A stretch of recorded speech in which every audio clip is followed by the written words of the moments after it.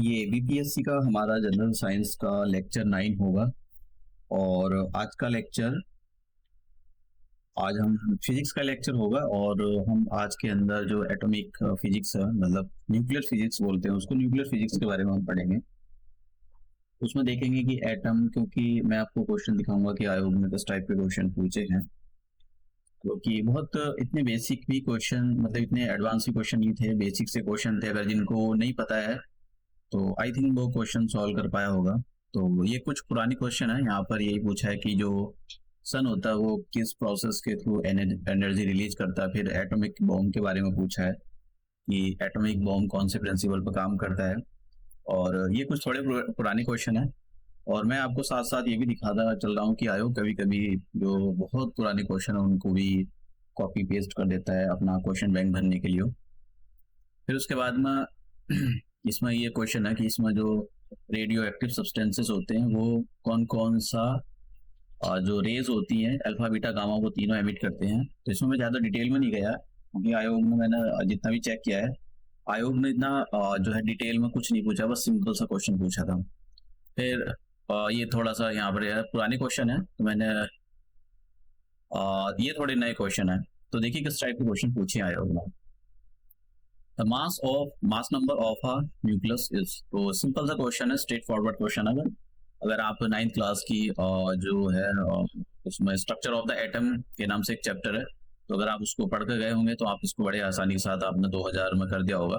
फिर hydrogen bomb is based on the, तो हो ये हाइड्रोजन बॉम्ब नहीं मिलेगा उसमें आपको कि किस पर बेस है ये 10th क्लास में मिलेगा। 10th क्लास में एनसीईआरटी से वो चैप्टर स्किप कर दिया है, पहले था अब तो उसको हटा दिया है।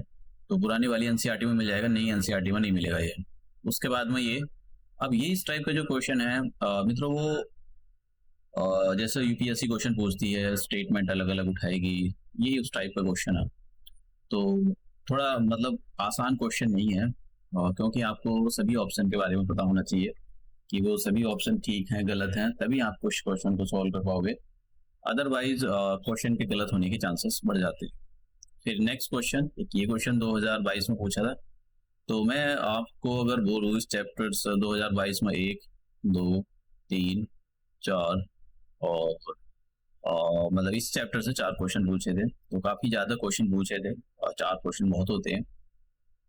और ये क्वेश्चन एक लाइट का चैप्टर में जब आपको पढ़ा रहा था, ये 2022 में पूछा था, तो ये मिस हो गया था मुझसे, मैंने इसको रख लिया है। मैं कोई भी चैप्टर जो मैं करा चुका हूँ, अगर कोई क्वेश्चन इधर उधर रह गया है तो मैं उसको ढूंढ कर अगले नेक्स्ट लेक्चर में आपको सॉल्व करा दूंगा। अभी मैं फिजिक्स ही पढ़ा रहा हूँ, तो इसलिए मैं आपको फिजिक्स के ही क्वेश्चन सॉल्व करा रहा हूँ। जब मैं आपको केमिस्ट्री बायोलॉजी पढ़ाऊंगा तो उसके क्वेश्चन भी सॉल्व करा दूंगा। और पीपीटी में नीचे डाल देता हूँ डिस्क्रिप्शन बॉक्स में, अगर किसी को डाउनलोड करने में कोई प्रॉब्लम आती है तो वो मुझको नीचे डाल सकता है, मैं स्पेशली उसको फिर से लिंक एक ऐड करा दूंगा और डाउनलोड करा दूंगा। अब हम यहाँ पर जो अपने फंडामेंटल इनको क्लियर करते हैं। देखिए, तो क्वेश्चन बाद में सॉल्व करेंगे, पहले हम ये देखेंगे, उसके बाद में हम सारे क्वेश्चन सॉल्व करेंगे। तो सबसे पहले हम देखते हैं कि जो हमारा, देखो मैं जो थ्योरी थी कि रदरफोर्ड का मॉडल, जे थॉमसन का मॉडल, मैं डाल्टन का मॉडल, मैं इन मॉडल पर नहीं जाऊंगा, ठीक है, क्योंकि आयोग ने यहाँ से क्वेश्चन नहीं पूछे हैं, तो मैं इन मॉडल पर टाइम वेस्ट नहीं करूंगा। मैं आपको वो मॉडल भी पढ़ा सकता था, बस फंडामेंटल मैं आपको यहाँ पर पढ़ाना चाहता हूँ। तो हमारा, अगर आप किसी भी पार्टिकल को, कोई भी पार्टिकल ले लो और आप उसको इतना तोड़ दो कि वो दिखना बंद हो जाए, ठीक है, तो वो ऐसा कुछ दिखाई देगा डॉट सा। तो ये आपको दिखना बंद हो गया है, लेकिन दिखाई दे रहा है, तो मतलब क्या एटम बोलेंगे? नहीं बोलेंगे, एटम उसी को बोलते हैं जो दिखाई ही ना दे। तो फिर कैसे देखते हैं? उसके लिए अलग से इंस्ट्रूमेंट आते हैं। तो उस एटम को हमने मैग्नीफाई किया, तो मैग्नीफाई किया तो वो कुछ ऐसा बना। मैग्नीफाई करने के बाद हमने देखा कि ये एटम है, ये पूरा एटम है, ठीक है, और ये एटम है, एटम के अंदर एक डॉट और है। ये एक अच्छा सा डायग्राम था, मैंने इसके अंदर इंक्लूड नहीं करा, पता नहीं कहाँ था वो, मैंने कहीं देखा था। तो उसके अंदर बड़े अच्छे से दिया हुआ था, लेकिन पता नहीं क्यों मुझे मिला नहीं, मैं ढूंढ रहा था उसको, किसी बुक में था। अब ये जो बीच में डॉट होता है इसको न्यूक्लियस बोलते हैं, ठीक है। इसको पता, देखो कुछ फंडामेंटल आपके जो है बहुत ही अच्छे से क्लियर होने चाहिए। जब नहीं है तो देखो प्रॉब्लम आ जाएगी, इस टाइप के क्वेश्चन भी नहीं सॉल्व हो पाएंगे इजी। तो फिर भी इस चीज के आप सपने मत देखो। ये जो इसको छोटा सा डॉट होता है न्यूक्लियस होता है, और न्यूक्लियस के अंदर क्या प्रोटॉन क्या प्रेजेंट होता है, न्यूक्लियस के अंदर प्रेजेंट होता है प्रोटॉन, इसके अंदर प्रोटॉन होते हैं और न्यूट्रॉन होते हैं। प्रोटॉन पर पॉजिटिव चार्ज होता है, न्यूट्रॉन पर न्यूट्रल होते हैं, कोई चार्ज नहीं होता है। और इलेक्ट्रॉन इस न्यूक्लियस के चारों तरफ ऐसा ऑर्बिट में घूमते रहते हैं, इस टाइप से ऑर्बिट में इलेक्ट्रॉन घूमते रहते हैं। देखो इसी मैच पे बता रहा हूँ क्योंकि क्वेश्चन पूछा है उसने। यहाँ पर ध्यान देने वाली बात क्या है कि इलेक्ट्रॉन न्यूक्लियस में नहीं होते, समझ गए आप, इलेक्ट्रॉन न्यूक्लियस में नहीं होते। तो ये यहाँ पर आपको समझना पड़ेगा कि कौन सी चीजें न्यूक्लियस में होती है, कौन सी चीजें न्यूक्लियस में नहीं होती है, इलेक्ट्रॉन पर कैसा चार्ज होता है। ये इलेक्ट्रॉन होते हैं, इलेक्ट्रॉन पर निगेटिव चार्ज होता है, ऐसा ई को ई के ऊपर ऐसा लगा दो, ये चार्ज होता है।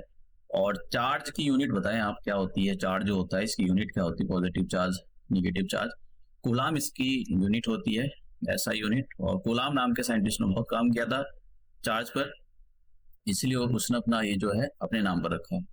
तो हमारे पास जो है 3 फंडामेंटल पार्टिकल्स मिल गए कि किसी भी एटम को, पहले शुरू में थ्योरी ये थी कि भाई एटम को आप फर्दर डिवाइड नहीं कर सकते हो, तो फिर उसके बाद में उनकी थ्योरी मतलब आप पढ़ लेना, मैं नाम यहाँ पर उसकी जरूरत नहीं है कि भाई किसने बोला था क्या बोला था, किसी वो जरूरत नहीं, बस सिंपल से याद रखो। तो फिर उसके बाद में रिसर्च हुई, नए मॉडल बने हैं, तो उसमें पता लगा कि हम एटम को भी डिवाइड कर सकते हैं इलेक्ट्रॉन प्रोटॉन न्यूट्रॉन। और फिर आगे भी हम पता लगा कि इनको आगे भी डिवाइड किया जाता है क्वार्क में, तो वो हमको आगे बढ़ने की जरूरत नहीं है, इतना ही मोर देन सफिशिएंट है हमारे लिए। तो हमको ये पता होना चाहिए कि ये हमारे जो ये जो पार्टिकल्स होते हैं, फंडामेंटल पार्टिकल्स होते हैं। अब यहाँ पर एक और कॉन्सेप्ट निकल आता है, मास नंबर। मास नंबर बहुत इंपॉर्टेंट है। मास नंबर होता क्या है, इस पर भी क्वेश्चन पूछा गया कि भाई आप सोच रहे हो कि भाई मास नंबर इनको, हाँ अच्छा एक और चीज, अगर ये जो न्यूक्लियस है, न्यूक्लियस के अंदर प्रोटॉन और न्यूट्रॉन होते हैं, तो प्रोटॉन, ये जो प्रोटॉन है और न्यूट्रॉन है, तो इन प्रोटॉन और न्यूट्रॉन को दोनों को कंबाइनली बोला जाता है न्यूक्लॉन, समझ गए आप, न्यूक्लॉन। तो समझ जाना न्यूक्लॉन का जब भी शब्द आए तो अगर कहीं ये लिखा हुआ जाए क्वेश्चन के अंदर, क्या न्यूक्लॉन का मतलब इलेक्ट्रॉन प्रोटॉन न्यूट्रॉन होता है, बहुत सारे स्टेटमेंट बन सकते हैं। क्या न्यूक्लॉन का मतलब फिजिक्स के अंदर न्यूट्रॉन प्रोटॉन होता है, हाँ जी न्यूट्रॉन प्रोटॉन ही होता है, उसका और कोई मतलब नहीं होता है। इसके अंदर न्यूट्रॉन और प्रोटॉन दोनों को इंक्लूड किया गया है, तो नया शब्द बना न्यूक्लॉन, समझ गए। अब मैं मास नंबर के बारे में बताता हूँ, काफी इंपॉर्टेंट क्वेश्चन पूछा था इस पर। मास नंबर ये होता है कि भाई आपके पास कोई एटम है, एटम के अंदर कहीं न्यूक्लियस होगी यहाँ पर सेंटर में, और इसमें क्या होंगे, इसमें आपके जो न्यूट्रॉन होंगे और प्रोटॉन होंगे। तो आप जो है नंबर, देखो ध्यान देने वाली भी मैं क्वेश्चन सॉल्व कराऊंगा आपको, number of neutron, mass of the neutron नहीं पूछा यहाँ पर। तो ये कह रहा है कि भाई आप जितने भी न्यूट्रॉन है, मान लो ये कोई पार्टिकल है, इसके अंदर हमने कह दिया कि भाई 12 न्यूट्रॉन है और इसके अंदर कुछ लेट्स से 12 13 प्रोटॉन है, तो इनको जो प्लस करोगे आपको जो नंबर आएगा that is the mass number. मैंने हाइपोथेटिकल एग्जांपल लिया है, कोई यहाँ पर ऐसा नहीं, गलत भी हो सकता है, बस आपको समझाने के लिए मैंने यहाँ पर एक एग्जांपल लिया है। तो ये हमारे पास मास नंबर, इसके अंदर ये कॉन्सेप्ट नहीं है कि भाई ये जो यहाँ पर कोई एटम है, एटम के अंदर न्यूक्लियस है, और न्यूक्लियस के अंदर जो ये न्यूट्रॉन और जो प्रोटॉन है इनके मास को कंबाइन कर दिया जाए जब हमारे पास मास नंबर निकलता है, ये गलत है। मास, इलेक्ट्रॉन प्रोटॉन के मास को प्लस करने से मास नंबर नहीं निकलता, नंबर ऑफ इलेक्ट्रॉन और नंबर ऑफ प्रोटॉन को प्लस करने से मास नंबर निकलता है। तो समझ गए आप। तो ये एज ए फॉर्मूला भी याद रख लेना कि भाई इसको जो ये मास नंबर होता है ये से रिप्रेजेंट किया जाता है। और ये वैसे मैंने एक आगे क्वेश्चन सॉल्व करा रखा है, जरूरी नहीं है, बस पढ़ लेना इसको। तो किस पर कितना चार्ज होता है, न्यूट्रॉन न्यूट्रल होते हैं।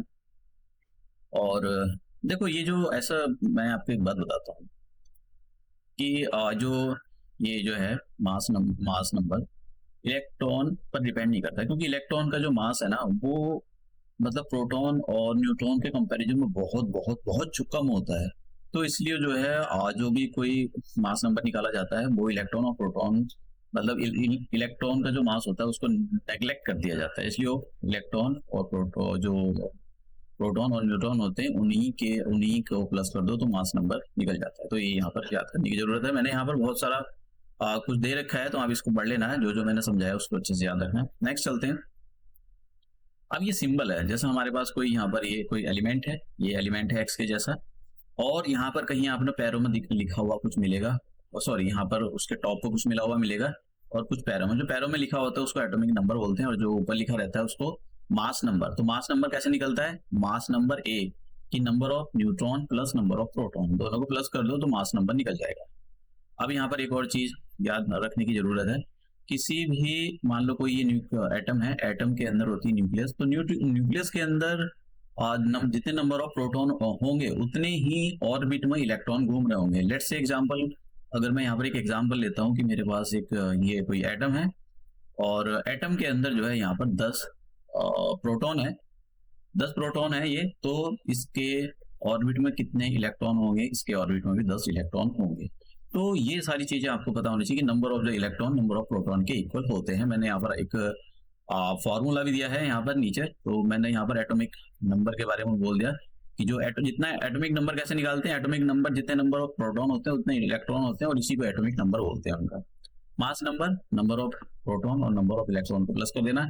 यहाँ पर एक मैंने प्रॉब्लम दी है, तो इसको मतलब क्वेश्चन दिया है तो इसको सॉल्व कर लेना। कभी बीपीएससी गेम खेल जाए कभी कभी, एक यहाँ पर ये दिया है तो इसको जो है आप इसको एक सॉल्व कर लेना। बस सिंपल सा क्वेश्चन है, ऐसा कुछ नहीं है।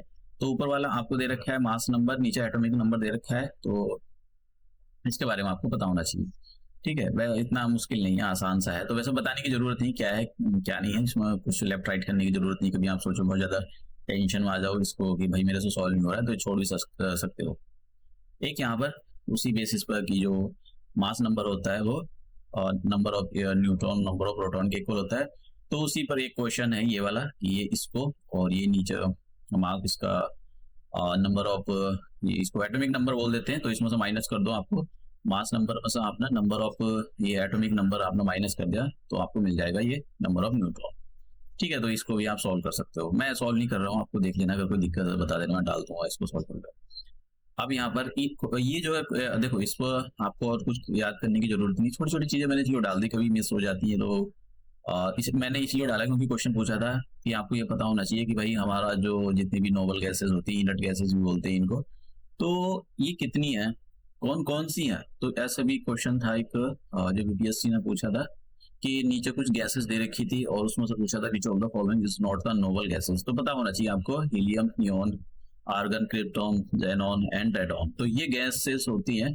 तो इसके ये हीलियम जो है इनर्ट गैस होती है, इनर्ट गैस का मतलब होती है हमारे एटमॉस्फेयर में प्रेजेंट है, लेकिन जो है ये रिएक्शन नहीं करती है, रिएक्ट नहीं करती है। अब थोड़ा सा यहाँ पर इनके बारे में हम देख लेते हैं कि भाई इनकी इलेक्ट्रॉन प्रोटॉन की डिस्कवरी किसने की है। देखो यहाँ पर मैं सच बताऊं तो आपको बहुत सारी चीजें फ्रेगमेंटेड वे में पढ़ा रहा हूँ, क्योंकि जो आने वाली है, मैं आपको मॉडल पढ़ाता वो नहीं कभी ना तो कभी आ गया, एकेडमिक तो पढ़ नहीं रहे हो आप, कॉम्पिटेटिव लेवल का पढ़ रहे हो, इसलिए थोड़ा सा जो है आपको फ्रेगमेंटेड वे में पढ़ाया जा रहा है। लेकिन मैं कोशिश कर रहा हूँ कि आपको स्टोरी जोड़ कर चलूँ। तो इलेक्ट्रॉन प्रोटॉन की खोज किसने करी थी ये आपको पता होना चाहिए। सिंपल सा क्वेश्चन पूछा जा सकता है कि बताओ इलेक्ट्रॉन की डिस्कवरी किसने की थी, तो इसके बारे में आपको पता होना चाहिए। तो देखिए जो इस इलेक्ट्रॉन की डिस्कवरी थी जे थॉमसन ने की थी, और प्रोटॉन की जो डिस्कवरी थी गोल्डस्टाइन ने की थी, तो इनका नाम आपको पता होना चाहिए। और जो चैडविक था, चैडविक ने न्यूट्रॉन की खोज की थी, तो इसके बारे में आपको पता होना चाहिए। ये जो तीन मैंने आपको बताया, एक हमारे पास एटम होता है, एटम के अंदर न्यूक्लियस होता है, और न्यूक्लियस के अंदर प्रोटॉन और न्यूट्रॉन होते हैं, और ये जो इस टाइप से मैं गोल गोल बना रहा हूँ, ये एक्चुअली एनर्जी लेवल होते हैं जिसके अंदर इलेक्ट्रॉन घूम रहा होता है, इनके अंदर इलेक्ट्रॉन घूम रहा होता है। तो इलेक्ट्रॉन जो होता है वो ऑर्बिट में घूमता रहता है, न्यूक्लियस में नहीं होता। ये यहाँ पर बार बार मैं बोल रहा हूँ। और जो इलेक्ट्रॉन होता है उसमें निगेटिव चार्ज होता है, प्रोटॉन पॉजिटिव चार्ज, और जो न्यूट्रॉन होते हैं, न्यूट्रॉन न्यूट्रल होते हैं, उनको कोई चार्ज नहीं होता है। ठीक है, तो ये आपको सारी चीजें याद करने की। और इलेक्ट्रॉन प्रोटॉन को ही सब एटॉमिक पार्टिकल बोला जाता है। देखो इनको फिर से फर्दर डिवाइड किया जा सकता है, जैसे मैंने बोला क्वार्क के अंदर, तो वो वहां पर जरूरत नहीं है। बस आप सोचो फिलहाल तो यही हमारे फंडामेंटल जो है सब एटोमेटिक कोई पार्टिकल है, पार्टिकल को कब तक तोड़ा जा सकता है जब तक उसमें से इलेक्ट्रॉन प्रोटॉन नहीं निकल जाते, इसलिए इनको सब एटॉमिक पार्टिकल बोला जाता है। अब आइसोटोप के बारे में देखते हैं। देखो आइसोटोप में होता क्या है, आइसोटोप में ये होता है कि एलिमेंट सेम रहेगा, ये पता होना चाहिए, एलिमेंट सेम रहेगा, नंबर एलिमेंट नहीं बदलता। जैसे यहाँ पर देखो hydrogen hydrogen hydrogen element same है, और इनका नीचे पैरों में एटॉमिक नंबर भी सेम है, एक इसका एटॉमिक नंबर 1, इसका एटॉमिक नंबर 2। लेकिन यहाँ पर बदल क्या रहा है, हाइड्रोजन जैसे ये पहला है तो इसका यहाँ पर मास नंबर हो गया 2, यहाँ पर इसका मास नंबर हो गया, सॉरी यहाँ पर इसका मास नंबर हो गया 1, इसका मास नंबर हो गया 2, इसका मास नंबर हो गया 3। तो अभी मैंने आपको बताया मास नंबर ऊपर लिखते हैं और जो उसका जो नीचे होता है एटॉमिक नंबर नीचे लिखा जाता है। तो देखो, तो आइसोटोप किसको बोलते हैं कि एलिमेंट सेम है, ये हाइड्रोजन है, हाइड्रोजन है, हाइड्रोजन है, ऐसे मतलब एलिमेंट सेम रहेगा, उसका मास नंबर भी सेम रहेगा, लेकिन उनके जो सॉरी मास नंबर अलग रहेगा, उनके जो एटॉमिक नंबर होंगे वो सेम होंगे, मास नंबर बदलेगा। तो यही है आइसोटोप। आइसोटोप की डेफिनेशन भी हो रही थी, isotopes are the atoms of the same element, एक ही सेम एलिमेंट होता है हैविंग सेम एटॉमिक नंबर। ये नीचे जो 1 1 दे रखे हैं ये एटॉमिक नंबर है, बट डिफरेंट मास, उनका मास जो होता है वो डिफरेंस होता है। तो ये इसके बड़े अच्छे एग्जाम्पल है हाइड्रोजन के, जो इनको आइसोटोप बोला जाता है। इनके नाम आपको पता होना चाहिए। जो हाइड्रोजन 1H1, ये जो 1H1 है इसको बोला जाएगा प्रोटियम, और ये जो 1S2 है इसको कैपिटल डी से भी रिप्रेजेंट किया जाता है, इसको ड्यूटेरियम भी बोला जाता है, इसको ड्यूटेरियम नाम पता होना चाहिए आपको। आपसे सीधा सीधा क्वेश्चन पूछा जाता था कि which of the following is are या is not the isotope of hydrogen. तो नीचे हाइड्रोजन के नाम दे रखे होंगे और आपसे पूछा जाएगा कौन से। ये 1H1 1H2 नहीं देगा, वो आपको सीधे नाम पूछेगा, जैसे ड्यूटेरियम हो गया, ट्रिटियम हो गया, तो इसके बारे में आपसे पूछा जाएगा। तो जो ये जो ट्रिटियम हो गया इसको कैपिटल टी या फिर 1H3 से रिप्रेजेंट किया जाता है। देखो बहुत काम की चीजें होती हैं। अब उसके बारे में देख लेते हैं कार्बन के। तो कार्बन देखो, कार्बन कार्बन कार्बन, तो कार्बन का एटॉमिक नंबर 6 है, 6 है, 6 है, तो तीनों कार्बनों का एटॉमिक नंबर 6 रहेगा। एक का कितना, सॉरी ये 2 ही है, ये 3 नहीं है। एक का कितना है 12, एटॉमिक नंबर एक का 12 है और एक का 14 है, समझ गया। तो सेम एलिमेंट है, सेम एटॉमिक नंबर है, लेकिन मास नंबर अलग। तो ऐसे को अब देखो यहाँ पर एक क्लोरीन है और बहुत सारे होते हैं, ये नाम याद करने की जरूरत है। हाइड्रोजन का ये काफी पूछा जाता है, तो हाइड्रोजन का जरूर करके जाना। ये हाइड्रोजन का तो बहुत इंपॉर्टेंट है। मैंने यहाँ पर ये जो है स्क्रीनशॉट लिया है एनसीईआरटी का, तो एनसीईआरटी में दे रखा था इसलिए मैंने उसका ले लिया, अदरवाइज आप जहाँ से भी पढ़ रहे हो पढ़ सकते हो, ऐसा कुछ नहीं है। अब यहाँ पर जरा ये एप्लीकेशन के बारे में हम पूछते हैं कि देखो एप्लीकेशन पूछी तो नहीं गई है, हाँ वो मैं कह रही इस क्वेश्चन पर नहीं, इस तरह नहीं है, लेकिन दूसरे उसमें पूछी गई है। और जैसे केमिस्ट्री में मतलब केमिस्ट्री के पॉइंट ऑफ व्यू से, केमिस्ट्री की साइड से क्वेश्चन आया है, लेकिन पूछी गई है एप्लीकेशन। जैसे यूरेनियम है, तो यूरेनियम का कहाँ पर यूज करते हो, यहाँ भी आपको क्वेश्चन दिखाऊंगा मैं आपको कि जो यूरेनियम के आइसोटोप होते हैं, यूरेनियम के अभी आइसोटोप हैं, तो यूरेनियम के जो आइसोटोप होते हैं उनका यूज जो न्यूक्लियर हमारा रिएक्टर होता है उसमें किया जाता है। और जो कोबाल्ट होता है, कोबाल्ट के जो आइसोटोप होते हैं कैंसर के ट्रीटमेंट में किया जाता है। और जो आयोडीन होता है, आयोडीन के जो आइसोटोप होते हैं उसका गोयोटर, आपने देखा होगा कि आयोडीन की कमी से गले पर अगर कोई है तो उसके मान लो ये है तो इसका गर्दन है तो इसका गर्दन स्वेल हो जाता है, ये ठीक है। यहाँ पर ये अब तो नहीं मिलता है, लेकिन पहले मिलता तो गर्दन काफी मोटी हो जाती थी ये, तो इसी को गोएटर बोलते हैं। आयोडीन की कमी से ये होता था, अब तो खैर आयोडीन भर भर कर खा रहे हैं लोग। अब आइसोबार्स देखते हैं। आइसोबार देखो ये जो है सीधे स्टेटमेंट आपसे दिए जा सकते हैं, दिए गए हैं। तो आइसोबार में होता क्या है, आइसोबार में देखो, आइसोबार को समझो atoms of the different element, ये एलिमेंट ए है, ये एलिमेंट बी है, ये एलिमेंट सी है, ऑफ डिफरेंट एटॉमिक नंबर। यहाँ पर इसका एटॉमिक नंबर 1 होगा, मैं ऐसी एग्जांपल ले रहा हूँ, यहाँ पर 2 होगा, यहाँ पर 3 होगा, तो एटॉमिक नंबर अलग अलग हो गए, which have the same mass number. इसका नंबर हो गया मान लो 4 हो गया, 4 हो गया, 4 हो गया, तो आप समझ रहे हो उल्टा हो गया। आइसोटोप्स का आइसोबार एकदम उल्टा सा अलग हो गया। ये डिफरेंट एलिमेंट होंगे, एलिमेंट ए है, बी है, सी है, इनका जो एटॉमिक नंबर है वो भी अलग है। इसका 1 है, इसका 2 है, इसका 3 है, जो पैरों में लिखा हुआ है, लेकिन मास नंबर सेम है। इसका 4, इसका 4, इसका 4, तो ऐसे ही जो इन्हीं को बोला जाता है आइसोबार्स। तो आपको आइसोबार की जो है इसके बारे में पता होना चाहिए कि ये बहुत इंपॉर्टेंट है, क्योंकि अगर ये नहीं पता है तो देखो ये सारा एनसीईआरटी में दे रखा है। मैं अपनी साइड से ऐसा नहीं कि आपको बहुत ज्यादा एकदम 30 मार्क खान बनाने वाला हूँ, ऐसा कुछ नहीं है। आपको बीपीएससी में जितना चाहिए होता है मैं उतना पढ़ा रहा हूँ आपको, अदरवाइज आप इसकी भी कर सकते हो। अब बात करते हैं न्यूक्लियर फ्यूजन। तो अब हम थोड़ा सा देख लेते हैं कि भाई जो ये जो होते हैं रेडियो एक्टिव सब्सटेंसेस होते हैं, कुछ रेडियो एक्टिव सब्सटेंस, मैंने एक स्लाइड डाली थी, पता नहीं कहाँ डाल दी। तो रेडियो एक्टिव सब्सटेंसेस होते क्या, देखो रेडियो एक्टिव, हाँ मैं ऊपर ही था, वो रेडियो एक्टिव सब्सटेंसेस होते क्या हैं। रेडियो एक्टिव सब्सटेंसेस ऐसे सब्सटेंसेस होते हैं जो अपने अंदर से जो है अल्फा, बीटा और गामा रे को एमिट करते हैं। जैसे यूरेनियम हो गया, यूरेनियम 2, इसमें बहुत सारे एग्जाम्पल देखेंगे हम, यूरेनियम हो गया, थोरियम हो गया, तो इनके एग्जाम्पल हम देखेंगे। तो ये क्या काम करते हैं, अपने अंदर से अल्फा, बीटा, गामा रे, मतलब आप सोचो ये ऐसी होती है कि कहीं आग लग रही हो, उसमें से आग ये निकल रही है, लेकिन ये आग ऐसी होती है आपको दिखाई नहीं देगी, समझ रहे हैं आप, इसको बस फील कर सकते हो। जैसा आप एक किसी जैसे मान लो कोई ये दीवार है मोटी सी, इधर से सन है, तो एकदम गर्मी हो रही बहुत ज्यादा, तो आप, ये दीवार है, तो दीवार के आप यहाँ खड़े हुए हो, ठीक है, यहाँ, तो आप इस सन को नहीं दिखाई दे रहा है, लेकिन आपको ये गर्मी जरूर महसूस होगी, दिखाई नहीं देगी, महसूस होगी। तो इसी टाइप से ये जो अल्फा बीटा पार्टिकल होते हैं किसी भी रेडियो एक्टिव सब्सटेंस जो मटेरियल होता है उससे निकलते हुए दिखाई नहीं देंगे, स्पेशली इंस्ट्रूमेंट से देखना पड़ता है इनको, लेकिन ये महसूस होते हैं और ये स्किन के बहुत खतरनाक होते हैं। तो अब हम यहाँ पर दो पहले तो हम देखेंगे न्यूक्लियर फ्यूजन क्या होता है और फिर न्यूक्लियर फ्यूजन देखेंगे।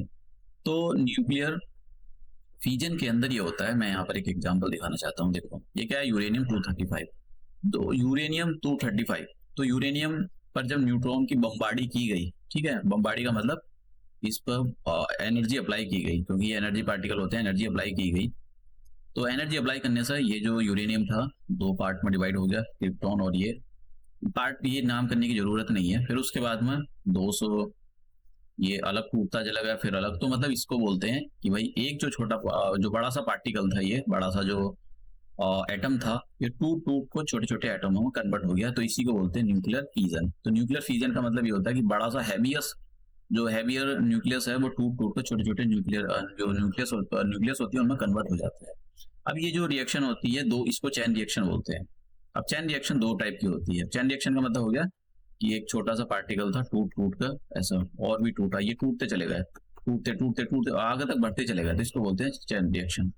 अब ये चैन रिएक्शन को आप कंट्रोल कर सकते हो। अगर आपने कंट्रोल कर लिया तो बोलोगे भैया हमने तो ये न्यूक्लियर एनर्जी को यूज कर लिया अपने पावर प्लांट में, तो इसको बोलते हैं control chain reaction. Control chain reaction, chain reaction एक होती है अनकंट्रोल, मतलब एक बार आपके हाथ में ही नहीं है, एक बार फट गया बम तो फिर आपसे रुकेगा नहीं, तो फिर वो तबाही मचा देगा। तो हम देखेंगे एटॉमिक बम इसी पे काम करता है। अब वो एटॉमिक बम जो होता है, वो एटॉमिक बम जो काम करता है वो इस पर काम करता है, अनकंट्रोल चैन रिएक्शन पर। क्यों? क्योंकि इसके अंदर एक बार मटेरियल टूटना हो गया, जैसे मान लो आपने यूरेनियम ले लिया, तो यूरेनियम छोटे छोटे पार्टिकल में टूटा, फिर ये छोटे छोटे पार्टिकल और में टूटेंगे और ये टूटते चले जाएंगे और ये और में टूटते चले जाएंगे, तो टूटते ही चले जाएंगे ये। तो अब ये जो इनको रोकना नहीं है, बस यही है। अगर आपने इसको रोक दिया तो ये कंट्रोल चैन रिएक्शन बन जाएगी। अगर आपने और कंट्रोल चैन रिएक्शन बन गई तो फिर अपने न्यूक्लियर रिएक्टर में यूज कर लो, क्योंकि न्यूक्लियर रिएक्टर में जो होता है उसको कंट्रोल वे में न्यूक्लियर फ्यूजन की रिएक्शन को कराया जाता है। लेकिन जब आप एटम बम फोड़ दो, जैसे कि जो वर्ल्ड वॉर सेकंड हुआ था, तो वर्ल्ड वॉर सेकंड के अंदर 9 अगस्त, और मैंने दे दी यहाँ पर डेट जापान की, वो वैसे तो हिस्ट्री का है लेकिन फिर भी मैंने दे दिया क्योंकि ये से रिलेटेड है। 9 अगस्त और 6 अगस्त और 9 अगस्त 1945 को यूएसए ने 2 बॉम्ब गिराए, 2 एटॉमिक बॉम्ब गिराए थे जापान के बड़े बड़े शहरों पर, हिरोशिमा और नागासाकी। बहुत लोग मरे थे यहाँ पर, और इसकी तबाही ऐसा नहीं कि 1 साल या 2 साल, ये बहुत टाइम तक चलती है। तो ये डेट ये भी याद रखना बहुत इंपॉर्टेंट है। तो इसके ये जो कंट्रोल चैन रिएक्शन होती है, सॉरी अनकंट्रोल चैन रिएक्शन होती है, तो देखो परमाणु जो एटम बम होता है, एटम बम करता तो न्यूक्लियर फ्यूजन के उस पर ही प्रिंसिपल पर काम है, लेकिन न्यूक्लियर फ्यूजन भी 2 टाइप के होते हैं। एक तो कंट्रोल जिनको आप कंट्रोल कर सकते हो, एक होता है अनकंट्रोल। तो अगर आपने मान लो कंट्रोल कर लिया तो आप उसको अपना रिएक्टर बना सकते हो कि भाई ये जो है, और क्योंकि आप रिएक्टर के पास में रहते हो तो रिएक्टर फट गया तो मर जाओगे, इसलिए उसको कंट्रोल किया जाता है कि भाई हम तो रिएक्टर के पास में चलाएंगे उसको, रिएक्टर को, और जब रिएक्टर रहेगा तो उसको कंट्रोल करना पड़ेगा ना, उसके जो न्यूट्रॉन निकल रहे हैं, अगर वरना तो वो इतनी तेज निकलते हैं, अभी मैं आपको दिखाऊंगा उसका एक मॉडल भी दिखाऊंगा कि वो उसको न्यूक्लियर रिएक्टर वेक्टर सबको तोड़ दाड़ कर निकल जाएंगे बाहर। तो इसलिए उसको अगर हम कंट्रोल, ये जो न्यूक्लियर फ्यूजन की रिएक्शन होती है इसको कंट्रोल कर लेते हैं, तो हम इसको बोलते हैं कि ये जो है कंट्रोल चैन रिएक्शन, और फिर उसको हम न्यूक्लियर रिएक्टर में यूज करते हैं। अब बात करते हैं बॉम्ब की। तो बॉम्ब में यही चाहते हैं ना कि भाई एकदम गिरे और धुल धुल हो जाए, पूरा एकदम शहर देश बर्बाद हो जाए, उसको कंट्रोल थोड़ी करना चाहते हैं, वो हम चाहते हैं वो विनाश करने के लिए बनाई गई ये चीज। तो अनकंट्रोल चैन रिएक्शन पर काम करता है एटम बम। अब नेक्स्ट बात करते हैं, ये मैंने यहाँ पर दे रखा है एग्जाम्पल, तो कैसा एक छोटा सा एटम डिवाइड होता जा रहा है बड़े बड़े, तो चैन रिएक्शन बन रही है। अब यहाँ पर एक मैं आपको ये डायग्राम दिखाता हूँ, ये भी है इसका, लेकिन यहाँ पर समझ लो कि कैसा होता है। देखो ये जो न्यूक्लियर मटेरियल होता है, अभी इसके बारे में बताऊंगा इनका क्या क्या काम होता है। न्यूक्लियर मटेरियल जो होता है, जैसा ये देख रहे हो आप, ये है कोर मॉड, ये जो भी रिएक्टर होता है उसकी कोर होती है, ये जो है ये कोर है, ये बड़ा सा टैंक जो दिखाई दे रहा है आपको, ये कोर होती है। और इस कोर में यहाँ पर चारों तरफ पानी, मतलब कूलेंट करने के लिए, ठंडा करने के लिए उसको, क्योंकि बहुत गर्मी निकालता है, तो इसको ठंडा करने के लिए यहाँ पर पानी होता है, और ये पानी जो होता है नीचे से ठंडा पानी आएगा, नीचे से तो ठंडा पानी आएगा, लेकिन ये जब गर्म होता है तो यहाँ से गर्म पानी जाता है, और ये गर्म पानी जो होता है ये टरबाइन घुमाने के काम करता है, क्योंकि इससे स्टीम बनाई जाती है। देखो सारा जो खेल क्या है, आपको अपनी आपको जो है जो लिक्विड होता है, लिक्विड में इतनी वेलोसिटी जनरेट करनी है किसी भी तरह से उसको जो स्टीम बना के उसको स्टीम बना देना, क्योंकि स्टीम में ज्यादा जो है वेलोसिटी आ जाती है, तो वेलोसिटी में इतनी एनर्जी ला देनी है आपको कि जैसे आप टरबाइन जो पंखड़े होते हैं उस पर जैसे डालो उसको, तो मतलब उसका एकदम तूफान का देवता बन जाए, उसको बहुत तेज घुमाए, तो जब वो घूमेगी तो फिर अपने जनरेटर लगा दो, आप जनरेटर को कंबाइन कर दो, जनरेटर मैंने आपको बढ़ाई दिया एसी डीसी वाले, तो इलेक्ट्रिसिटी बना लो। तो सारा जो खेल है ये सब इलेक्ट्रिसिटी बनाने का है। तो ऐसा नहीं कि यूरेनियम नहीं मिला तो हमको इलेक्ट्रिक मिल जाता है, यूरेनियम से जो इलेक्ट्रिसिटी बनती है वो थोड़ा सा यूरेनियम मान लो कि वो कितना एनर्जी देता है कि बस पूछो मत ना, उसके सामने टनों जो कोल है वो फेल है। तो मैं ये बता रहा था आपको, तो ये आप देख रहे हो ये जो है ये सील्ड होती है, पत्थर दीवार होगी इस टाइप की बनाई जाती है ये, ठीक है, मोटी मोटी, कि भाई ये जो है न्यूक्लियर रिएक्टर फट ना जाए, तो फटेगा तो इसी के अंदर रहेगा, ठीक है, भाई पता लगा यहाँ पर ये फट कर बाहर आ गया तो आसपास के शहर गांव को देश को भी ले मरेगा, ये तो जितना बड़ा होगा उतना ही बड़ा खतरनाक होगा। तो ये भी एटॉमिक बॉम्ब होता है, कभी आप सोच रहे हो, बस ये कंट्रोल किया जाता है। और इसके अंदर ये आप देख लो ना, ये रॉड लगी रहती है, ये कंट्रोल रॉड होती है, और इसके अंदर यहाँ पर एक चीज दिखाता हूँ, ये वाला डायग्राम देखो, ये जो है हाँ इसके अंदर आप ये देख लो ना कंट्रोल रॉड, ये जो खाली जैसे ये है, ये जो है ये जो देख रहा हूँ काले काले से, ये फ्यूल है ये, ठीक है, ये फ्यूल भरा गया है और ये रॉड की फॉर्म में भरा जाता है वहां पर, और इनके बीच में ऐसा एक और रॉड डाली जाती है, जैसे यहाँ पर तो एक ही दे रखी है समझाने के लिए, रॉड डाली जाती है बीच में, इधर एक रॉड यहाँ डालेंगे एक रॉड यहाँ डालेंगे, इनके हर एक खाने के बीच में रॉड होती है। अब रॉड का क्या काम होता है, रॉड का काम होता है जो ज्यादा न्यूट्रॉन निकल रहे हैं उनको कंट्रोल करना, क्योंकि तबाही जो मचाते हैं वो न्यूट्रॉन मचाते हैं, न्यूट्रॉन जैसे यूरेनियम पर गिरेंगे तो एकदम, जैसा आपने मान लो अभी पीछे कुछ लोगों ने एकदम पता नहीं कौन से बम वो बम होते हैं उसमें बहुत सारे एकदम लड़ी से जोड़ दूर दूर दूर दूर होते रहता है, तो ऐसे ही इसमें रहता है। तो अगर आपने वो कंट्रोल कर लिया तो न्यूक्लियर रिएक्टर में जो है इनको कंट्रोल किया जाता है। कैसे किया जाता है, इनको इलेक्ट्रॉन को कम ज्यादा मतलब ज्यादा बढ़ाना है कम करना है, रॉड डाली जाती है। अब ये रॉड अलग अलग मटेरियल की होती है तो हम सीखेंगे, तो मैं बस एक बेसिक प्रोटोटाइप आपको बता रहा हूँ कैसा वो काम करता है। यहाँ से गर्म हवा जाएगी, फिर ये इसको स्टीम बनेगी, टरबाइन घूमेगा, इलेक्ट्रिसिटी जनरेट, फिर से इसको पंप किया जाएगा, जो भी ठंड वो जो पानी हो गया ठंडा हो गया फिर उसको यहाँ लाया जाएगा। पानी हो सकता है और कुछ भी और अलग अलग मटेरियल हो सकते हैं ठंडा करने के लिए, हम भी देखेंगे कार्बन डाइऑक्साइड का भी यूज किया जाता है।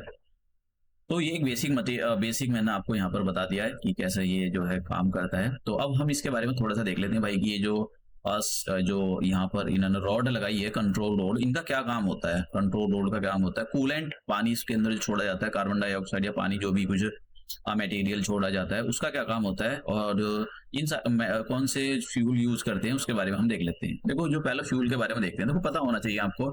देखो हम थोरियम, ये जो यूरेनियम 238, थोरियम, प्लूटोनियम और यूरेनियम, जो यूरेनियम होता है यूरेनियम 235, तो मतलब ऐसा तो मुझे नहीं लगता है कि पूछना चाहिए ऐसे नाम भी देख के उसके यूरेनियम 238, यूरेनियम 235, और ये बस पता होना चाहिए कि भाई यूरेनियम, थोरियम और जो प्लूटोनियम इनको यूज किया जाता है एज फ्यूल, ठीक है। अब मॉडरेटर का क्या काम होता है। मॉडरेटर मैंने आपको इसमें मॉडरेटर नहीं पढ़ाया ना, ये मॉडरेटर था, ये जो है एक और जो दिखाई दे रहा है यहाँ पर मॉडरेटर लगा हुआ है, तो इसका क्या काम है। देखो इसका मॉडरेटर का जो काम होता है ये आपको अच्छे से पता होना चाहिए। ये इसका काम होता है जो न्यूट्रॉन बहुत तेज आ रहे हैं उसको स्लो कर देना, मॉडरेटर का काम होता है। क्योंकि देखो न्यूट्रॉन बहुत तेज स्पीड से आएंगे, अगर आपने उसको स्लो नहीं करा है तो वो मतलब अनकंट्रोल चेन रिएक्शन कंट्रोल वो कर देंगे, तो फिर आपका जो होगा वो फट जाएगा। तो और जबकि फटेगा तो आपस में जो पास में रहने वाले लोग हैं वो मर जाएंगे, इसलिए उसको कंट्रोल किया जाता है। तो कैसे कंट्रोल करोगे, पहले तो आप जो है जो बहुत तेज न्यूट्रॉन आ रहे हैं उनकी स्पीड को कम करोगे, धीरे चलो धीरे धीरे। हाँ यहाँ पर बैरियर है, तो जैसे आपने देखा होगा कि कहीं कहीं ऊंचे ऊंचे रोड पर बैरियर कि भाई धीरे धीरे चलो, तो वरना एक्सीडेंट हो जाएगा। अब ये जो मॉडरेटर होता है इसके लिए हम या तो हैवी वाटर यूज कर सकते हैं। मैंने आपको बताया था हैवी वाटर को या तो D2 लिखते हैं। देखो हैवी वाटर ये D2O होता है, ये ऐसे लिखा जाता है, हैवी वाटर D2O। तो हैवी वाटर यूज करते हैं, या ग्रेफाइट की एक रॉड आती है उसको, मतलब ग्रेफाइट का मटेरियल आता है उसको यूज किया जाता है। तो आपको इनके नाम पता होना चाहिए। देखो ये क्वेश्चन मतलब पूछा तो नहीं गए हैं इस टाइप के क्वेश्चन अभी तक, लेकिन पता नहीं कभी आयोग गेम खेल जाए। तो अब आते हैं कंट्रोल रॉड। तो कंट्रोल रॉड का क्या काम होता है? देखो कंट्रोल रॉड का जो काम होता है ये आपको पता होना चाहिए। कंट्रोल, एक तो ये पता होना चाहिए कि कंट्रोल जो रॉड होती है वो कौन कौन से मटेरियल की, कैडमियम और द बोरोन की, बोरोन मटेरियल की कंट्रोल रॉड को यूज किया जाता है। इसका काम क्या होता है कंट्रोल रॉड का? देखो मॉडरेटर का काम होता है न्यूट्रॉन जो बहुत तेज आ रहा है ना, बहुत ज्यादा तेज स्पीड से, उसको कहता है धीरे चलो भाई, धीरे, ज्यादा ज्यादा तेज नहीं जाना आपको, धीरे धीरे जाना, धीरे से टकराना है आपको। तो मॉडरेटर का काम जो स्पीड को स्लो कर देना होता है। लेकिन ये जो कंट्रोलर होते हैं ये जैसा एक एटम पर जब न्यूट्रॉन छोड़े जाएंगे तो ये न्यूट्रॉन एमिट करेगा एक एटम। तो जब ये बहुत सारे न्यूट्रॉन एमिट करता है तो ये हमको बहुत सारे नहीं चाहिए, बस समझ गया। एक तो स्पीड कम होनी चाहिए और बहुत सारे न्यूट्रॉन नहीं चाहिए हमको, बस एक ही न्यूट्रॉन चाहिए। तो मान लो ये एक एटम है, इस पर एक न्यूट्रॉन डाला तो इससे हम चाहते हैं कि एक ही न्यूट्रॉन निकले, बाकी सारे एब्जॉर्ब हो जाएं। तो ये जो कैडमियम की जो रॉड होती है और बोरॉन की होती है, जो एक्स्ट्रा न्यूट्रॉन निकलते हैं ना उनको अपने अंदर खा लेती है। तो बस ये बस एक ही न्यूट्रॉन भेजती है अगर। तो इसका जो काम होता है वो ज्यादा न्यूट्रॉन को पैदा होने से रोकना होता है, ठीक है, एब्जॉर्ब करने का काम करती है कंट्रोल रॉड्स। किस मटेरियल की बनी हुई होती है मैंने यहाँ पर लिख दिया है। कूलिंग सिस्टम, जो कूलिंग सिस्टम के लिए जो बहुत गर्मी निकलती है इससे, अगर आपने देखा हो तो एक तो ऑर्डिनरी वाटर का भी यूज किया था, हैवी वाटर का यूज किया था, कार्बन डाइऑक्साइड का भी यूज किया था, और लिक्विड सोडियम, सोडियम को भी लिक्विड फॉर्म में इसमें अपन कन्वर्ट करके उसको भरा जाता है। तो ये जो है कूलेंट की तरह यूज किए जाते हैं। तो ये मैंने आपको बेसिक बता दिया। अब न्यूक्लियर फ्यूजन के बारे में बात करते हैं। तो न्यूक्लियर फ्यूजन में, फ्यूजन का मतलब होता है फ्यूज, फ्यूज का मतलब होता है जोड़ देना। एक को पास मिलाए दूसरे, मतलब जोड़ दिया, इनको वेल्डिंग कर दी। जैसा मान लो आपकी जो साइकिल सजा रहे हो आपको, और साइकिल का कहीं से जो है कुछ टूट जाए, तो आप क्या काम करोगे, वेल्डर के पास जाओगे और वेल्डर एक ऐसा वो मशीन लेगा, धुआंसा निकालेगा उस मशीन में से और फिर उसको जोड़ देगा किसी मेटल के साथ में। तो वो क्या कर रहा है, फ्यूज कर रहा है। तो फ्यूज में यही होता है कि दो जो छोटे छोटे जो सॉरी, इसमें दो लाइटर न्यूक्लियाई जो होते हैं, उन दो लाइटर न्यूक्लियाई को जोड़कर एक बड़ा न्यूक्लियाई बना देना। वहां पर उसमें उल्टा था, उसमें बड़े वाले मतलब एक बड़ा न्यूक्लियस होगा, उसको तोड़कर छोटे छोटे न्यूक्लियस में कन्वर्ट कर देना। यहाँ पर ये होता है कि छोटे छोटे न्यूक्लियस को जोड़कर बड़ा सा न्यूक्लियस बनाना। तो ये उसका उल्टा है। अब इसके लिए बहुत ज्यादा टेम्परेचर और इंटेंस प्रेशर की जरूरत होती है। मतलब ये वाली जो न्यूक्लियर फ्यूजन की रिएक्शन होती है सन के कोर में चलती है। आप बताओ सन के कोर में ऊपर से कितना फोर्स लग रहा होता है और कितना हाई टेम्परेचर होता है। तो ये आपको ऐसे याद करने की जरूरत नहीं कितना वो होता है, उसमें मैंने आपको बता दिया। तो सन का जो कोर होता है, सन के कोर में न्यूक्लियर फ्यूजन की रिएक्शन चल रही है। और ये एक इसके अंदर एक और चीज, हाइड्रोजन बम, मैंने यहाँ पर नहीं लिखा है शायद, वो ये तो गड़बड़ होगी। हाइड्रोजन बम इसलिए भी शायद मैंने नहीं लिखा है ये, इसमें एक बात तो लिख लेना, जो हाइड्रोजन बम होता है ना, हाइड्रोजन, हाँ हाइड्रोजन बम जो होता है, ये शायद मैंने लिखा नहीं, मैं भूल गया।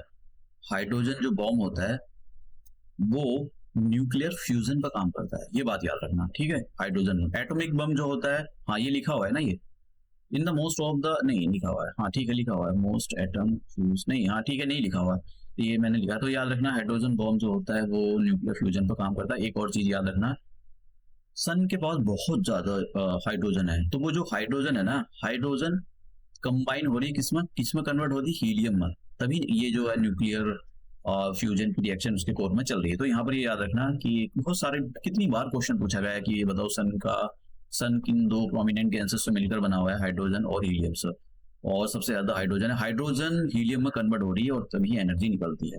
तो इसके बारे में आपको अच्छे से पता होना चाहिए। मैंने यहाँ पर डायग्राम भी दे रखा है, जो आप ये देख रहे हो ना, ये 1H1 1, देखो 1H1 1H2 1H2, इनको दो लाइट जो हैवियर जो लाइट न्यूक्लियस थी इनको जोड़कर एक बड़ी सी न्यूक्लियस बना लो, बहुत ज्यादा एनर्जी रिलीज होती है इसमें।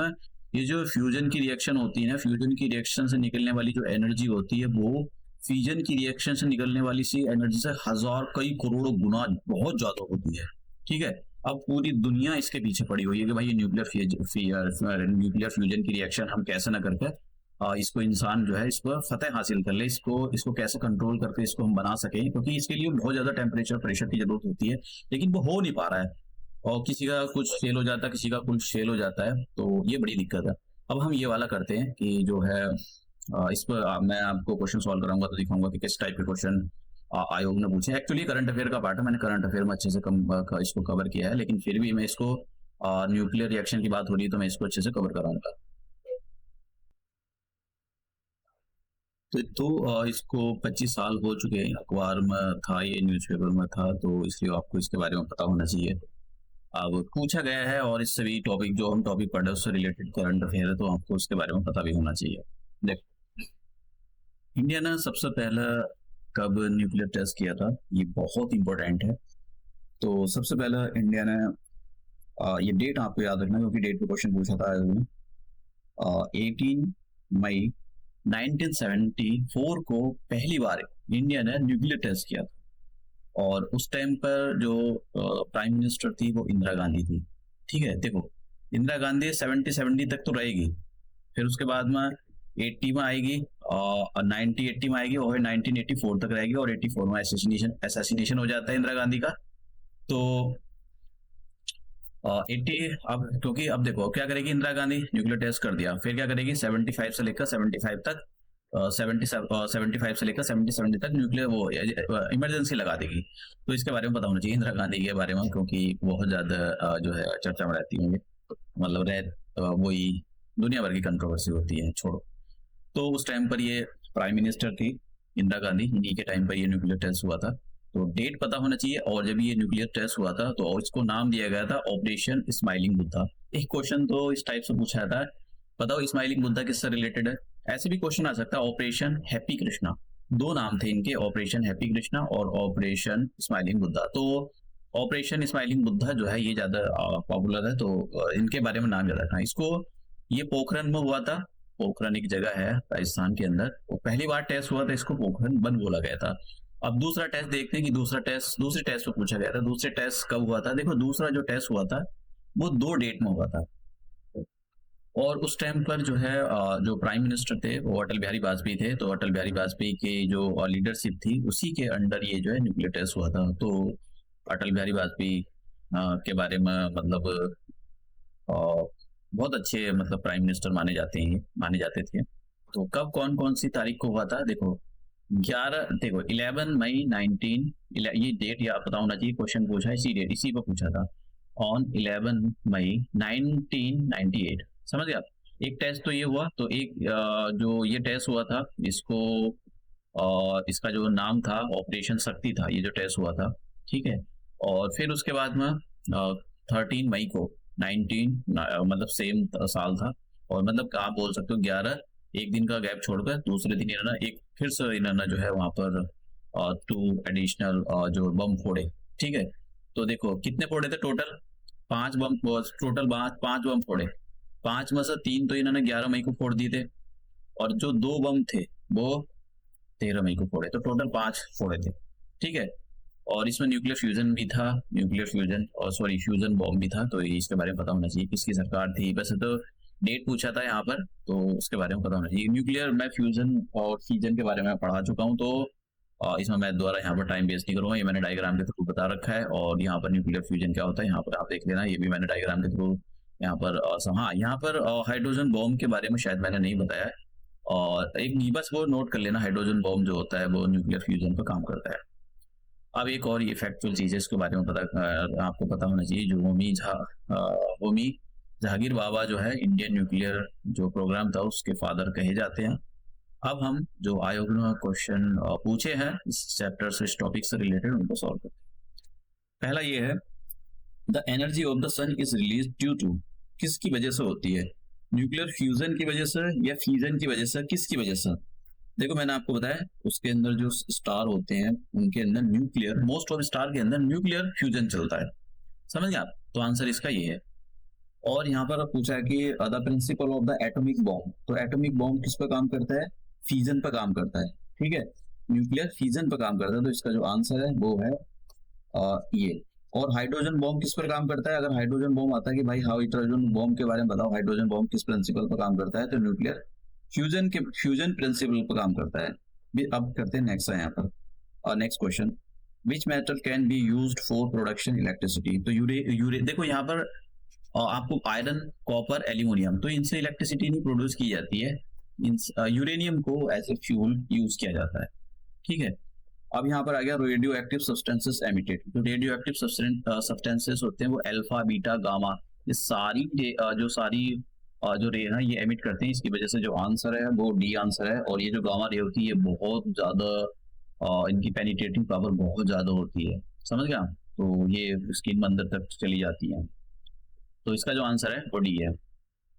अब मैंने यहाँ पर ये दे दिया है। तो एक और चीज़ याद रखना है, जो रेडियो एक्टिविटी होती है, रेडियो एक्टिविटी, तो रेडियो एक्टिविटी होती क्या है, मान लो कोई यूरेनियम है, अब ये कहीं पड़ा हुआ है, तो इससे जो है अल्फा बीटा गामा निकल रही होंगी, वो आपको दिखाई नहीं देगी। आप जब वो मेजर करने का इंस्ट्रूमेंट ले जाओगे जब ही वो आपको दिखाई देगी, दिखाई भी नहीं देगी, बस वो पी पी करके दिखाएगा आपको कि भाई यहाँ पर कोई जो है रेडियो। तो वो जो रेडियो मतलब alpha beta gamma radiation emit हो रही है, इसी फिनोमेना को रेडियो एक्टिविटी बोलते हैं। ठीक है, और रेडियो एक्टिविटी की जो यूनिट होती है, ये बेकरल ने बहुत अच्छा काम कर रहा था, तो इनकी जो यूनिट होती है इसके बारे में बताना चाहिए। बेकरल यूनिट होती है, ऐसा यूनिट है, ये यूनिट बहुत सारी है इसकी, लेकिन आपको ऐसा यूनिट के बारे में पता होना चाहिए। समझ गया? तो ये था, मैंने यहाँ पर छोटा सा ही रखा था और ज्यादा बड़ा था नहीं। अब देखिए मैं ये वाला क्वेश्चन ये कराता हूँ, पोखरण सेकंड, क्योंकि पोखरण 1 जो हुआ था वो 2 बार हुआ था पोखरण में। एक तो अटल बिहारी वाजपेयी के टाइम में हुआ था, तो अगर अटल बिहारी वाजपेयी के टाइम में जब हुआ था उसको पोखरण और सेकंड बोलते हैं। ठीक है, तो मैंने पोखरण 1 और पोखरण दोनों का आपको बढ़ा दिया। तो कौन सी तारीख में पूछा है? The Pokhran test, Pokhran second test was conducted on, कौन सी तारीख को हुआ था? मैंने आपको बताया कौन सी हुआ था, मई, जून को हुआ था, जून को नहीं हुआ था, तो ये आपको पता होना चाहिए, मई में हुआ था भैया ये। ठीक है, 2 बार हुआ है मई में, तो एक ही तारीख दे रखी है 11 मई की, तो 11 तारीख ही इसका जो आंसर है। तो इसका जो आंसर है वो सी है। अब यहाँ पर है, fast leader reactor is a nuclear reactor that produce electricity. तो कैसे करता है जो न्यूक्लियर, मैंने आपको बताया ये जो जितने भी न्यूक्लियर रिएक्टर हैं वो किस पे काम करते हैं? न्यूक्लियर फीजन पे काम करते हैं। तो जो इसका आंसर है वो ये है, बाय द फीजन प्रोसेस। तो न्यूक्लियर फीजन पे काम करते हैं। अब ये क्वेश्चन जो 2022 के क्वेश्चन शुरू हो गया, अब जब the mass of the nucleus, आप समझ रहे? देखो अब देखो क्या वो कह रहा है कि सॉरी मास नहीं, mass number, mass number of the nucleus is, mass number of the nucleus क्या होता है? अब पहला ऑप्शन ये, sum of the numbers of the neutron and proton. ठीक है, okay, total mass of neutron and proton. आप समझ रहे, इसमें हो जाएगा एकदम बेड़ा गर्क। जिन्होंने मतलब अच्छे से पढ़ाई करके नहीं गया कि वो नंबर ऑफ इलेक्ट्रॉन और प्रोटॉन के सम की बात कर रहा है, ना कि इलेक्ट्रॉन और प्रोटॉन का न्यूक्लियस में कितना मास होता है उसको कोई लेना देना नहीं है। तो जो ऐसे पढ़ के गए हैं एकदम, तो उसने उन्होंने गोबर कर दिया होगा इस क्वेश्चन पर। जो अच्छे से पढ़ के गए होंगे उसको सॉल्व करके आए होंगे, बिल्कुल उनका आंसर जो होगा वो ए आंसर होता है। जो मैंने अभी आपको मास नंबर बताया था, जो number of electron sorry number of protons और न्यूट्रॉन्स होते हैं उनका जो सम होता है दैट इज द न्यूक्लियस के अंदर, उसी का मास नंबर होता है। समझ गए? तो इस टाइप के क्वेश्चन मैं आपको कराता चल रहा हूँ। और ये और क्वेश्चन हाइड्रोजन, देखिए हाँ ये है, मैं हाइड्रोजन बॉम्ब किस पर काम करता है मैं बोल रहा था, हाइड्रोजन बॉम्ब पर मुझे भी नहीं पता था, शायद ये क्वेश्चन है, अभी मैंने देखा है। हाइड्रोजन बॉम्ब किस पर काम करता है? हाइड्रोजन बॉम्ब मैंने आपको बताया, देखो फ्यूजन जो मैंने ये जो इसके अंदर बताया था, हाइड्रोजन बॉम्ब, ये जो हाइड्रोजन बॉम्ब होता है, हाइड्रोजन बॉम्ब को फोड़ने के लिए आपको वैसे न्यूक्लियर फ्यूजन की जरूरत, फीजन की जरूरत होती है। तो हाइड्रोजन बॉम्ब जो काम करता है वो फीजन पर काम करता है, फीजन पर। लेकिन कौन से वाले फीजन पर काम करता है? ठीक है, अनकंट्रोल फीजन रिएक्शन पर काम करता है या फिर कंट्रोल फीजन रिएक्शन पर काम करता है? देखो एटॉमिक बॉम्ब जो काम करता है वो एटॉमिक बॉम्ब काम करता है उस पर फीजन पर। तो इसके आपको मतलब ये पता होना चाहिए कि भाई ये मैंने अभी आपको देखो यहाँ बताया है, ये कहाँ गया, फ्यूजन के बारे में और फीजन के बारे में। ये तो न्यूक्लियर फीजन में क्या होता है, एक बड़ी सी एटम टूट जाती है, तो एटॉमिक बॉम्ब इस पे काम करता है फीजन के बारे में। और फ्यूजन के बारे में शायद अभी एक बार देखता हूँ इसको, क्या था क्वेश्चन, फ्यूजन। तो हाइड्रोजन बॉम्ब फ्यूजन पर काम नहीं करता, फीजन पर काम करता है, फीजन पर। ठीक है, फीजन पर सॉरी फिर गड़बड़ हो रही है। हाइड्रोजन देखो न्यूक्लियर फ्यूजन में क्या होता है, एक बड़ा सा जो एटम बड़े बड़े छोटे छोटे एटम में टूट जाता है, और ये जो हाइड्रोजन बॉम्ब होता है वो फ्यूजन पर काम करता है। तो फ्यूजन के बारे में आपको बताना है किस टाइप का, अनकंट्रोल या कंट्रोल, अनकंट्रोल या फिर कंट्रोल। देखो अनकंट्रोल पर काम करता है ये, तो इसका जो आंसर है वो ये है, क्योंकि अनकंट्रोल की वजह से ही तो तभी तो तबाही आएगी। अगर आपने उसको कंट्रोल कर लिया तो फिर काहे का बम बचा वो। तो आंसर इसका हो जाएगा बी आंसर हो जाएगा। ठीक है, तो ये पता होना चाहिए जो फ्यूजन की रिएक्शन होती है वह उसमें चलती है सन के अंदर। तो ये अनकंट्रोल्ड फ्यूजन रिएक्शन है, बी आंसर है। नेक्स्ट क्वेश्चन देखिए, ये काफी अच्छा क्वेश्चन है। विच of the following is an incorrect option, incorrect निकालना हमको, ठीक है, इस टाइप का यूपीएससी क्वेश्चन पूछती है। एटम इज इलेक्ट्रिकली न्यूट्रल, ठीक है, देखते हैं, due to distance of the proton and electron inside nucleus. आप समझ रहे, इसी पे गोबर हो गया, मतलब जितना ना ये नहीं पढ़ा होगा ना, ये वाला जो शब्द है ये नहीं पढ़ा होगा ना, उसने समझ लो गोबर कर दिया होगा इस क्वेश्चन पर। क्योंकि ये देखो, ये एटम हो गया, एटम के अंदर होती है न्यूक्लियस, न्यूक्लियस के अंदर होते हैं न्यूट्रॉन और प्रोटॉन, ना कि इलेक्ट्रॉन। इलेक्ट्रॉन तो चारों तरफ घूमते रहते हैं, इसी की वजह से उसने पूछा था कि गलत ऑप्शन बताइए। गलत ऑप्शन का मतलब आंसर यही है हमारा, समझ गए। तो अब ये पढ़ते हैं, इलेक्ट्रॉन आर निगेटिवली चार्ज, ये सही बात है, निगेटिवली चार्ज होते हैं, उनका मास बहुत ही निग्लिजिबल होता है। Atomic number is the number of the proton in the atom, atomic number, हाँ सही बात है। देखो अगर किसी भी न्यूक्लियस में जितने एटम होंगे तो उतने ही प्रोटॉन होते हैं, और number of electron equal to number of proton equal to number of atomic number. तो एटॉमिक नंबर की जो वैल्यू होती है, जितना प्रोटॉन होगा या जितना इलेक्ट्रॉन होगा उतनी एटॉमिक नंबर होगा। आइसोटोप के देखो, आइसोटोप आर द यूजफुल, मतलब एक क्वेश्चन के अंदर कितने सारे टॉपिक पूछे उसने। Isotopes are useful for nuclear fuels. तो मैंने यूरेनियम 235 के बारे में बताया, यूरेनियम 235 कैसे यूज किया जाता है। तो यूरेनियम 235 जो है वो न्यूक्लियस का क्या बोलते हैं उसका, यूरेनियम का आइसोटोप है, तो उसको फ्यूल की तरह यूज किया जाता है। मेडिकल फील्ड के अंदर आपने देखा कि जो उसके आइसोटोप होते हैं, सोडियम के, नमक के, सॉल्ट के, जो हमने देखा था, जिसकी वजह से गोइटर को ठीक करने का काम किया जाता है। तो ये वाला ऑप्शन बिल्कुल ठीक है, और नॉन ये वाला, ये सारे ठीक है, बस ये वाला गलत है ये। तो आंसर जो है हमारे पास ये 51 का आंसर ए है। तो इस टाइप के क्वेश्चन आयोग ने पूछे हैं। अब ये क्वेश्चन था न्यूक्लियस 2022 में पूछा, nucleus of an atom consist of. तो एक न्यूक्लियस के अंदर प्रोटॉन और न्यूट्रॉन होते हैं, जो अच्छे से समझने की जरूरत है क्या क्या होता है, समझ ले। ये ऐसे ही नहीं उल्टा सुधा कर डाला। देखो यहाँ पर मैंने नहीं बताया था, वैसे लाइट चैप्टर का है, समझो जरा।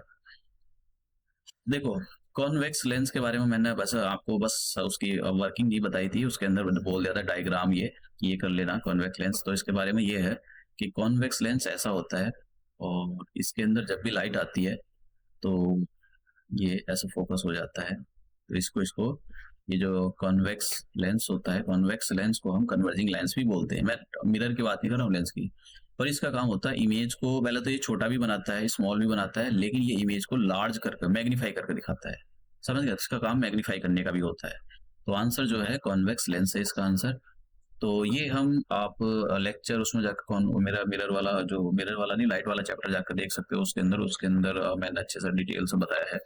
बहुत सारा मटेरियल मैंने उसमें जो है बहुत जो पढ़ाया नहीं था, लेकिन डाला हुआ है स्लाइड में। तो हम ये अपना लेक्चर यहीं समाप्त करते हैं। और कुछ एक चीज और मैं यहाँ पर बोलना चाहता हूँ, मतलब कुछ ऐसा है, मतलब ऐसा किसी की बुराई नहीं करनी चाहिए, सबका अपना है। किसी को freedom of speech and expression के नाम पर फिर वो लोग गंदी गंदी गाली देंगे। मतलब कुछ लोग तो ऐसे, उनको कुछ काम ही नहीं रहता है, हर टाइम यूट्यूब पे बैठे रहते हैं, और वो सस्ता सा नेट होता है उनके पास, 10,000 रुपए का झुंझुना मोबाइल होता है, और कुछ नहीं करता, तो मोबाइल इसमें 10-7 मिनट की वीडियो तो बनी जाती है। मतलब हर अगर बीपीएससी ने ये कर दिया, बीपीएससी 13 तारीख को एग्जाम नहीं कराएगा, बीपीएससी ने हक दिया, बीपीएससी ने मुंह दिया, बीपीएससी ने खा लिया, हक दिया, यही मतलब बीपीएससी। और एक तो मतलब एक उसके यूपीपीसीएस के, यूपीपीसीएस एग्जाम, मतलब मेरे को एग्जाम इस तारीख को कराएगा, दिसंबर में होएगा, फलाना नहीं होएगा, ढिमकाना नहीं होएगा।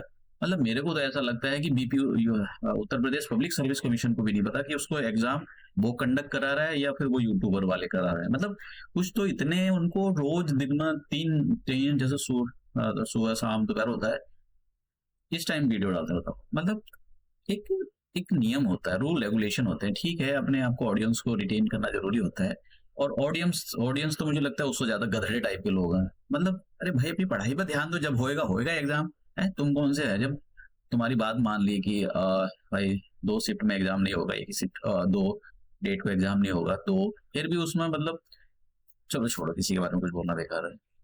तो ये हम अपना लेक्चर यहीं समाप्त करते हैं। और जो सीरियस एस्पायरेंट होते हैं उनको अपनी पढ़ाई पर ध्यान देना चाहिए, ना कि फालतू जो इस टाइप के लोग, ये एक्चुअली आपका जो है टाइम बर्बाद करने वाले लोग होते हैं। तो वो छोटी छोटी वीडियो को उसने ये कर दिया, उसने वो कर दिया, आज फलाना हो गया, ढिमकाना हो गया, तुमको ये नया अपडेट, और ऐसा थंबनेल, मतलब ऐसा लगता है कि जैसे शायद वही एग्जाम कंडक्ट करा रहे हो।